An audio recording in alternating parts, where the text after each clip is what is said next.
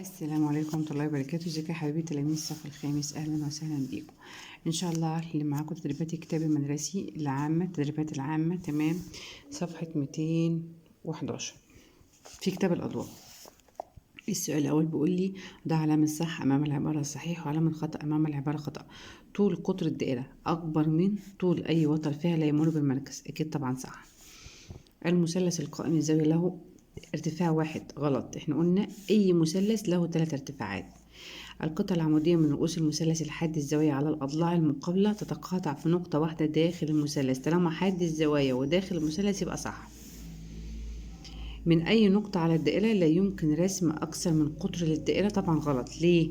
لأن أقدر أرسم عدد لا نهائي من الأقطار. عدد لا نهائي من الأقطار. قطر الدائرة يقسمها إلى نصفين متطابقين. صح. خلاص. سؤال الرسم هنخليه في الآخر كده، نكمل حل لحد سؤال الرسم. بيقول لي احسب محيط المربع أ ب ج د إذا علمت أن طول نصف قطر الدائرة 3 سنتي. في دايرة اهي مرسومة اهي خفيفة قوي، طول نص قطرها 3 سنتي اهو، اللي هو نص القطر ده. طيب ده كده حبايبي 3 سنتي صح؟ لا، طب لو خليته قطر أصبح كام؟ 3 زائد 3 تساوي كام؟ 6 سنتي. ال6 سنتي دي بتساوي طول ضلع المربع اللي قصادها على طول، يعني ده كمان 6 سنتي. فهو مربع طول ضلعه 6 سنتي، يعني 4 أضلاع متساويين في القياس. خلاص. محيط المربع بيساوي ايه؟ محيط المربع بيساوي طول الضلع في 4. يبقى 6 في 4 بكام؟ ب24 سنتيمتر لأنه محيط. تمام. نكمل حل. قولي الدائرتين م ونون طول قطريهما 4 سنتي و6 سنتي. طول القطر يبقى نص القطر بكام؟ ده 2 سنتي. نص القطر التاني اللي هو ده ب3 سنتي، يبقى طول الميم نون كام؟ بيساوي 2 زائد 3 بيساوي 5 سنتي. تمام. الدائرتين اللي قدامي دول لهما نفس المركز إذا كان طول نصف قطريهما 2 و5 سنتي. نص القطر 2 و5 سنتي، يعني الميم جيم اللي هو نص قطر الدايرة الأولى 2 سنتي، والميم دال نص قطر الدايرة الكبيرة 3 سنتي اهي. واضحة يا ولاد؟ ده كده نص قطر الدايرة الأولى اهو، ولو مشيت هيبقى نص قطر الدايرة التانية اللي هو ميم دال. خلاص. طول الجيم دال دول القطعة ده هي كام؟ الميم دال كلها مش 3، اسفة، 5 سنتي. الميم دال كلها 5 سنتي. الميم جيم 2 سنتي، يبقى الجيم دال كام؟ هقول له 5 ناقص 2 تطلع 3 سنتي. الألف ب طول القطر اللي هو ألف ب بس في الدايرة الصغيرة نص القطر 2 سنتي، يبقى الألف ب قطر فيه يبقى 2 في 2 ب4 سنتي. خلاص. هنا بقول لي ارسم من نقطة د الشعاع د ج يقطع الدائرة في ه الصغرى في ه، يبقى هيتجه كده يا ولاد، والكبرى في واو، ثم احسب طول الدال واو. بصوا انا طبعا باستخدام المسطره والقلم الرصاص هرسم، فهلاقي ان الشعاع بتاعي اتجاهه كده. طالما بقول لك دال ه او دال جيم، الشعاع ايه؟ دال جيم، يبقى هطول الشعاع دال جيم كده. هيقطع الدايره الصغيره في ه والكبيره في واو كده ه ودي واو. احسب طول الدال واو. عايز احسب طول الدال واو كلها. بسيطه. نص قطر الدايره الكبيره 5 سنتي. طيب ما هو ميم اهي تعتبر مركز في الدايره الكبيره برضو. نص قطر الدايره الكبيره برضو الجزء التاني ده اللي هو الحته دي 5 سنتي، يبقى طول الدال هو كله على بعضه كام؟ 5 زائد 5 10 سنتي، هيبقى دي كمان 10 سنتي. وتعالوا بقى نرسم مع بعض من الاول خالص. لسه في اسئله؟ لا، هيبقى فيه الرسم بس. خلاص خلينا نرسم مع بعض كده ونشوف. طيب هنا يا حبايبي هرسم الدائرة مركزها نون وطول قطرها 6 سنتي، يبقى أنا محتاجة أجيب طول نصف القطر اللي هو نق.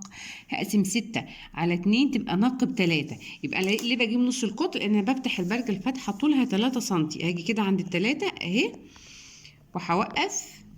تمام. خلوني أجيب الورقة اللي أنا برسم عليها هتبان أكتر على الورقة. بصوا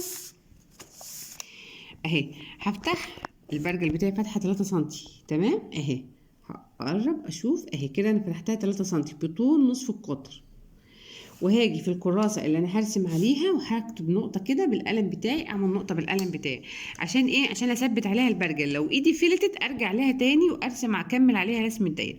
وطبعا زي ما انتم شايفين كده اهو ماسكه البرجل من فوق تمام، وبايدي سنتر البرجل بتاعي بتحكم فيه كده بايدي والف تمام. انا كده عملت الدايره اللي هي طول نصف قطرها طول قطرها 6 سم. خلاص اللي هي طول نصف قطرها 3 سم. ارسم القطر ا ب والوتر ا ج في الدائره وارسم ب ج.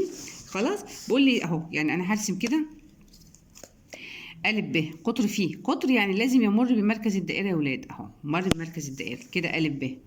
خلاص هو بيقول لي ارسم ا ج في الدايره وارسم ب ج وما جابليش اي اطوال خالص، يعني انا ارسمها زي ما انا عايزه.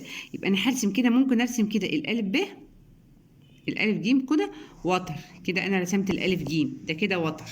خلاص وهوصل الب ج، ما هو ما قاليش اطوال، يعني ارسم براحتك زي ما انت عايز. اوصل الب بالج تمام. هنا ده ج خلاص.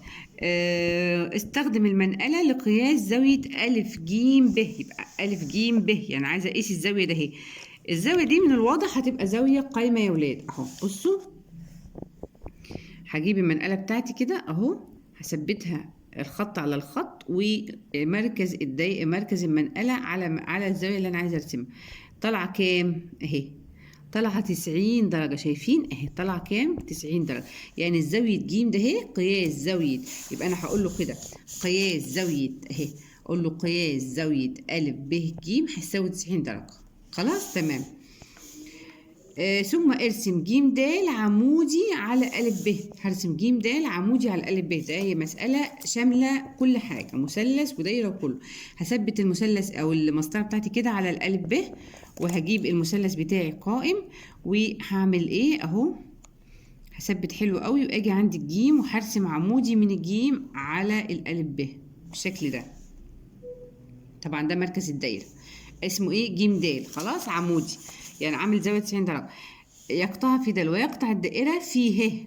خلاص ويقطع الدائرة ج د عمودي على قلبي يقطع في د ويقطع الدائرة في ه. يعني أنا مطلوب مني إن أنا أطول العمود يا ولادي، فبالمسطرة كده بتاعتي وهطوله لحد ما يوصل للدايرة بتاعتي هنا كده ويقطعها في ه بالشكل ده. خلاص تمام.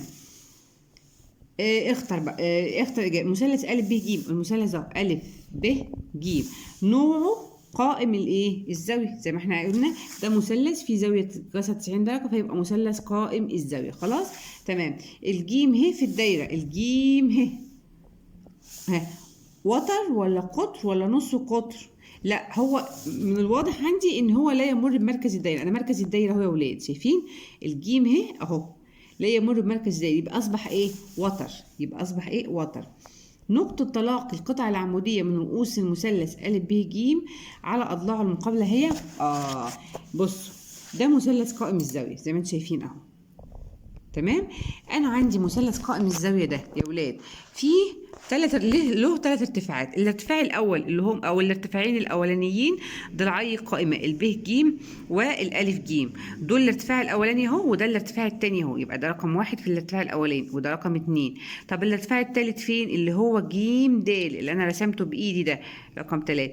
الثلاث ارتفاعات دول بيتقاطعوا في نقطة إيه؟ في نقطة ج اللي بقول عليها اسمها رأس القائمة.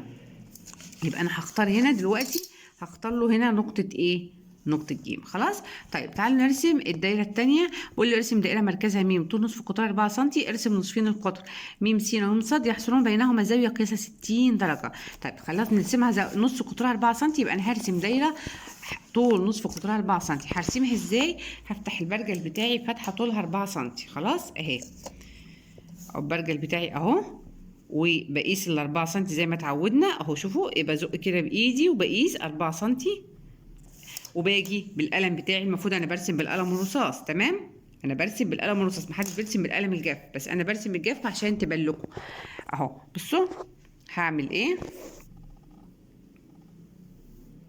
بصوا انا هثبت كده وبالبرجل بتاعي هطلع اسحب كده، وانا كده رسمت دايره طول نصف قطرها كام؟ 4 سم. تعالوا نشوف بقى بقيه الطلبات اللي طالبها في الدايره ايه. خلاص خليكم معايا هنا كده اهو. بيقول لي ايه؟ ارسم نصفين القطر م س وم ص يحصران بينهما زاويه قياسها 60 درجه. يبقى انا هرسم الميم س الاول وبعدين ارجع ارسم الميم ص بعد ما ارسم الزاويه. ازاي يا مس؟ اهو انا هرسم كده الميم س اهي يا ولاد. بصوا الميم س يعني نصف قطر في الدايره اهو. ده ميم كده وده س. على الضلع ده او على نصف القطر ده هرسم زاويه قياسها 60 درجه. انا بجيب المنقله بتاعتي، بثبت المنقله مركز المنقله فوق راس الزاويه بتاعي والخط على الخط بالظبط. ثانيه واحده مش شايفه بس. ايوه كده اهو. وهحسب 60. ادي 10 20 30 40 50 60 اهي 60 اهي. واحط نقطه وهوصل. بعد ما كده خلاص انا حطيت النقطه عند 60 اهي، هقوم موصله. يبقى ده كده الميم صاد. ودي كده زاويه قياسها كام درجه؟ 60 درجه. خلاص تمام. ارسم س ص واوجد طول الس ص. انا هوصل الس ص واوجد طولها. اوجد طولها بالمسطره، يعني انا هقيسها بالمسطره. خلاص انا هوجد طول الس ص بالمسطره اهو. بحط الصفر عند الصاد واشوف الس ص طالعه تقريبا يا ولاد. هتطلع تقريبا اهو كام؟ 4 سنتي. يبقى الس ص 4 سنتي. ده كده الرسمه اللي هي رقم 4. رقم ايه؟ لا رقم 3. الرسمه رقم 4 بقى لسه هنرسم. ارسم المثلث ا ب ج الذي فيه ا ب 7 سم ب ج بيساوي ج ا 6 سم. فانا هرسم ال ب الاول. القاعده بتاعتي 7 سم. خلاص هرسم هنا اهو. ده كده ا ب 7 سم.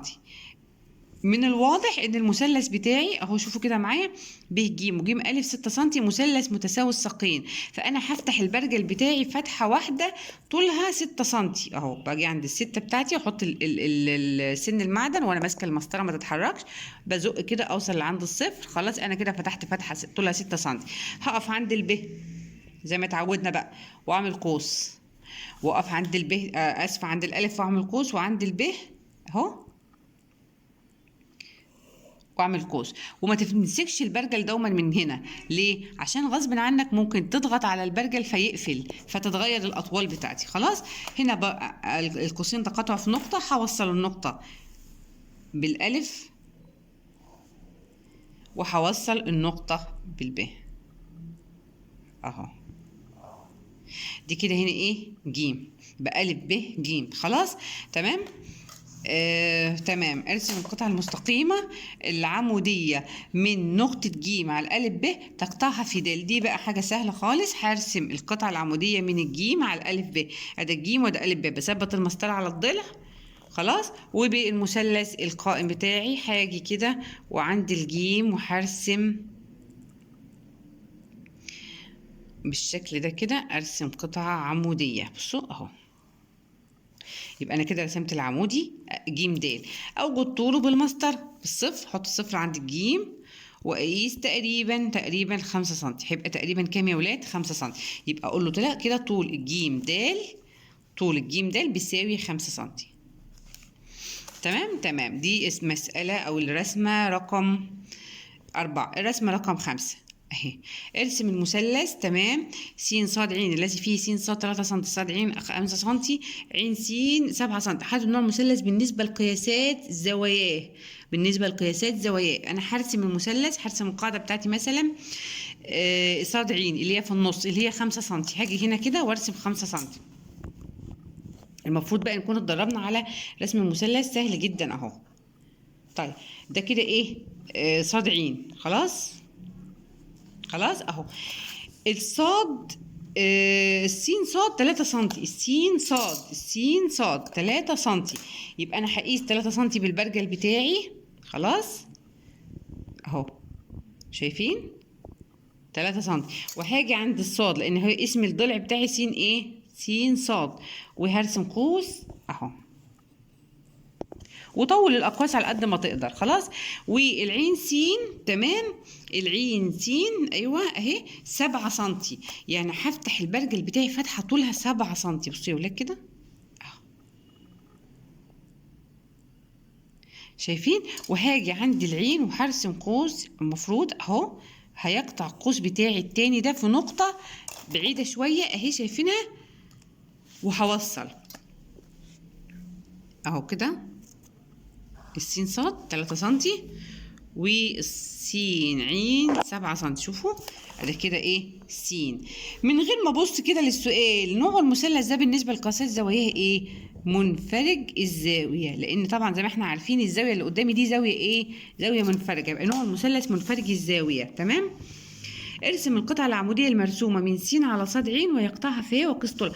من س على مين؟ على صاد عين. طيب انا هرسم من س على صاد عين ازاي؟ لازم هطول الصاد عين شويه يا ولاد، اهو اطوله شويه كده عشان اقدر ارسم من س على صاد عين. وبعدين بالمسطره بتاعتي اهي اثبت حلو قوي كده، وهحط المثلث القائم الزاويه بتاعي كده كده كده كده، واجي عند السين اهو خلاص، ارجع سنه ورا على اساس تبقى ايه مظبوطه. وبالقلم بتاعي هوصل كده، انا رسمت العمودي بتاعي اهو خلاص اهو. تمام. هقيسه بقى بالمسطره، هو بيقول لي ثم قوس طوله، هقيسه بالمسطره طالع تقريبا 2.5. طالع تقريبا كام يا ولاد؟ 2.5. يبقى هو قال لي في يقطعه في ايه؟ يقطعه في ه، دي ه س ه، وتقريبا السين ه طالعه 2.5 سنتيمتر. خلاص تمام كده. آخر سؤال اللي هو السؤال رقم 9. خلوني بس أجيب صفحة تانية. سؤال رقم 9 بيقول لي إيه؟ بيقول لي ارسم المثلث أ ب ج الذي فيه أ ب 6 سم، ب ج 8 سم، أ ج 10 سم. خلينا نرسم الب ج ده اهي اللي هي 8 سم الأول كده. شوفوا معايا أهو، بصوا هرسم 8 سم. خليني كده أجي هنا كده أو أجي هنا عشان الرسمة بتاعتي تبقى مظبوطة. 8 سنتي اللي هي مين؟ الب ج، تبقى رسمة كبيرة شوية. ب ج 8 سنتي. الألف ب 6 سنتي. هفتح البرجل بتاعي فتحة، معلش قيس تاني كده، أيوه 8 سنتي. هفتح البرجل بتاعي فتحة 6 سنتي أهي، وهرسم قوس من عند الب. ليه؟ لأنه بيقول لي الألف ب كده يا ولاد أهي، قوس خفيف كده. وهفتح الفتحة بتاعي بقى طول فتحة طولها 10 سنتي. تمام. طبعا هي فتحة كبيرة، الفتحة 10 سنتي اهي، فتحة كبيرة. وهرسم الألف جيم 10 سنتي. مش عارفة هتيجي، أيوه هتيجي إن شاء الله اهي. بصوا شايفين تقاطعه فين؟ أهو. وهوصل المثلث بتاعي، طبعا نقطة التقاطع هوصلها مرة بالباء اهي كده يا ولاد، وكده وهوصلها مرة بالايه يا حبايبي كده. يبقى انا كده رسمت المثلث ده كده 6 سنتي. شايفين المثلث كبير بقى، وده كده 10 سنتي. ارسم دائرة ميم التي مركزها التي يكون ألف جيم قطرا فيها، واحسب طول الميم ب. الدايرة ميم ألف جيم قطر فيها. طب الألف جيم كام سنتي؟ 10 سنتي. يبقى أنا هقسم الألف جيم نصين، يبقى نص الألف جيم اللي هو نص القطر بقى 5 سنتي، اللي هي يعني ايه 10 على 2 بيساوي 5 سم. يبقى انا هاجي هقيس تمام الالف جيم كده يا ولاد معايا اهو، هقيس الالف جيم وهاجي عند ال5 سم واعمل نقطه. ليه يا مس؟ عشان دي اللي هثبت عندها البرجل. خلاص. وهفتح فتحه طولها ال5 سم. طبعا الدايره بتاعتي مش عارفه هتترسم بقى ولا اهو. وهثبت بقى البرجل بتاعي عند النص كده اللي انا رسمت عنده نقطه، وهرسم دايره. شوفوا اهي دايره كبيره اهي، باينه دايره كبيره بس باينه اهي ان شاء الله باينه. شايفين اهي يا ولاد. طيب بيقول لي ايه؟ واحسب طول الميم ب. فين الميم ب ده؟ طبعا ده الميم اهي، ده الميم اللي هي هنا في نص الالف جيم، لان الالف جيم قطر فيه. الميم ب هتبقى اسمها ايه في الدايره؟ خلينا اوصلها عشان اقول لكم اسمها ايه في الدايره اللي هي الميم ب. خلوني اشوف. بصوا الميم ب انا هوصلها عشان تبان لكم اكتر في الدايره. دي قطعه مستقيمه مركز بدايتها او طرفها مركز الدايره، والطرف الاخر نقطه على منحنى الدايره، يبقى الميم ب نص قطر في الدايره اللي هو نق. طب القطر عندي 10 سم، يبقى الميم ب كام سنتي؟ هيبقى 5 سم. ليه؟ لانه نص في قطر، لانه ايه يا ولاد؟ نصف قطر اللي هو نق. تمام اهو. انا كده خليت معاكم برضو الايه التدريبات العامه من الكتاب المدرسي اهو، يا رب تكونوا استفدتوا منها وقدرت افيدكم. ما تنسوش تحطوا لايك للفيديو، وشكرا والسلام عليكم ورحمه الله وبركاته.